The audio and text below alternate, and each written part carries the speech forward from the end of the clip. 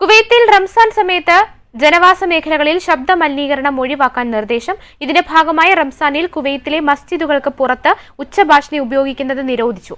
5 നേരത്തെ നമസ്കാരങ്ങൾക്കും റംസാനിലെ പ്രത്യേക പ്രാർത്ഥനകൾക്കും ആരാധനാലയങ്ങൾക്ക് പുറത്ത് ഉച്ചഭാഷിണികൾ ഉപയോഗിക്കരുതെന്നതാണ് നിർദ്ദേശം.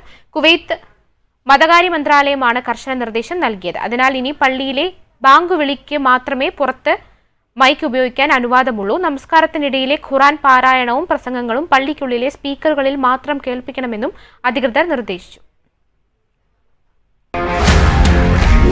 One anchor every week, 20 years, 1,000 episodes on one TV channel.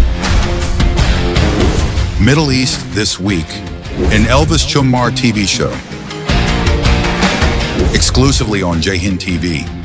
Stay tuned for the 1,000 countdown.